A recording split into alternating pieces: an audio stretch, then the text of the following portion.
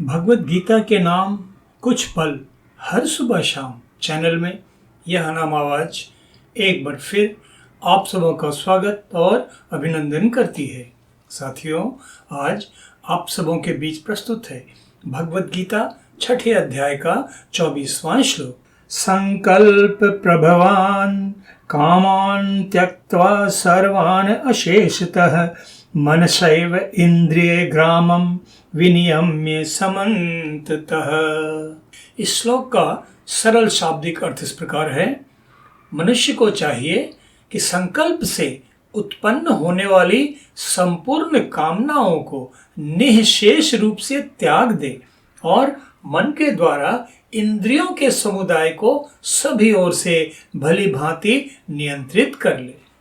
तो साथियों, अभी तक हमने जाना कि योगेश्वर श्री कृष्ण ने अर्जुन को विस्तार पूर्वक समझाया है कि योग साधना की कष्ट साध्य कठिन यात्रा दृढ़ संकल्प पूर्वक पूरी कर लेने पर उसे क्या उपलब्धि प्राप्त होगी। यह विशिष्ट उपलब्धि है सांसारिक दुखों से पूरी तरह मुक्ति तथा दिव्य परमानंद की प्राप्ति, जिसकी तुलना में संसार के सभी सुख सभी आनंद तुच्छ प्रतीत हो। स्वाभाविक है कि इतनी अद्भुत दिव्य उपलब्धि के बारे में जान लेने के बाद किसी भी मनुष्य में उसे पा लेने की प्रबल इच्छा उत्पन्न होगी। तो योगेश्वर श्री कृष्ण अद्भुत गुरु हैं, मानव मनोविज्ञान की गहरी समझ रखते हैं।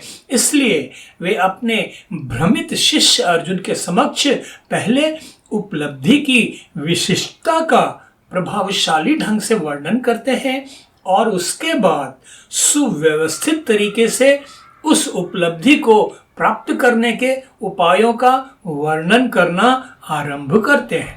श्री कृष्ण अर्जुन को समझाते हैं कि योग की इस विशिष्ट उपलब्धि के लिए सबसे पहले उसे मानसिक संकल्प से उत्पन्न होने वाली सभी कामनाओं का पूर्ण रूप से त्याग करना होगा। योगेश्वर श्री कृष्ण ने इस भाव को अभिव्यक्त करने के लिए अशेषतः शब्द का प्रयोग किया है, जिसका स्पष्ट अर्थ है कुछ भी शेष नहीं रह जाना, अर्थात मन में लगातार उठती रहने वाली इच्छाओं कामनाओं का इस प्रकार त्याग करना कि कोई भी इच्छा कोई भी कामना, भले ही वह कितनी छोटी क्यों न हो, कितनी तुच्छ क्यों न हो, मन में शेष न रह जाए। मेरे परम आराध्य सदगुरु सदाफल देव जी महाराज ने भी हमें सचेत सावधान करते हुए यही तो कहा, इच्छा दुख का रूप है उठती वासना धार, इच्छा में सब कर्म है शुभ और अशुभ विचार। सदगुरुदेव ने आगे कहा, किसी पदार्थ प्राप्ति की इच्छा अब नहीं कोई, अधिकारी प्रभु मिलन का आस वासना खोई। जब तक मनुष्य के मन में किसी सांसारिक पदार्थ प्राप्ति की कोई इच्छा शेष नहीं रह जाती, सारी सांसारिक आशाओं आकांक्षाओं कामनाओं का समूल नाश हो जाता है, तभी तो शुद्ध बुद्ध पवित्र होकर वह साधक प्रभु मिलन अर्थात परमात्मा प्राप्ति का अधिकारी होता है। सदगुरु सदाफल देव जी महाराज ने इसी तैयारी का संकेत करते हुए सर्ववेद में कहा, जिज्ञासु कर्तव्य है बने प्रभु के योग्य, मिलन योग्य से मिलन है मिले न पुरुष अयोग्य। और इस योग्यता को प्राप्त करने की कठिनाई का संकेत करते हुए सदगुरुदेव ने हम जगजीवों को सचेत भी किया। उन्होंने कहा, मन माया मरती नहीं, नहीं वासना नाश, यह शरीर मर मर गया कर माया मन नाश। साथियों, आसान नहीं है मनुष्य के मन की गहराइयों में रची बसी सांसारिक माया को मार डालना, सभी वासनाओं का नाश कर देना। इसके लिए तो अटल दृढ़ संकल्प शक्ति और परमात्मा को पाने की उत्कट अनन्य इच्छा की अनिवार्य आवश्यकता होती है। साथियों, कामनाओं का निःशेष त्याग तभी संभव है जब इंद्रियों के समुदाय अर्थात पांचों कर्मेंद्रियों, पांचों ज्ञानेंद्रियों तथा चारों अंतःकरण मन, बुद्धि, चित्त तथा अहंकार पर योग साधक पूर्ण नियंत्रण स्थापित कर ले। योग साधक जब अपनी चेतना को परमात्मा के ध्यान में अनन्य रूप से एकाग्र करने का अभ्यास करे तो उसे सावधान रहना चाहिए कि उसका चंचल मन सांसारिक भोग विलास, धन वैभव, यश कीर्ति इत्यादि संबंधी उपलब्धियों के चिंतन में न उलझ जाए। उन्हें पाने के लिए तरह तरह की मानसिक योजनाएं बनाने में व्यस्त न हो जाए, क्योंकि ये गतिविधियां परमात्मा के प्रति साधक के ध्यान को एकाग्र करने में सहायक नहीं बल्कि बाधक होती है।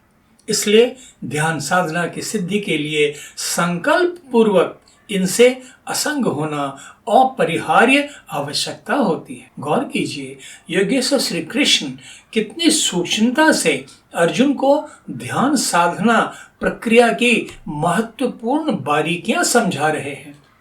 यह तो स्पष्ट है कि इच्छाओं, कामनाओं, मन तथा इंद्रियों पर कठोर संयम लंबे संकल्प पूर्ण अभ्यास के बाद ही स्थापित किया जा सकता है। जब तक संयम की यह पूर्णता प्राप्त नहीं हो जाती, योग साधक को पूरी लगन, पूरे दृढ़ संकल्प के साथ मन तथा इंद्रियों पर नियंत्रण स्थापित करने का अभ्यास जारी रखना हो। बड़ी उपलब्धि के लिए प्रयास भी तो बड़ा ही होना चाहिए, तभी सफलता प्राप्त हो सकती है।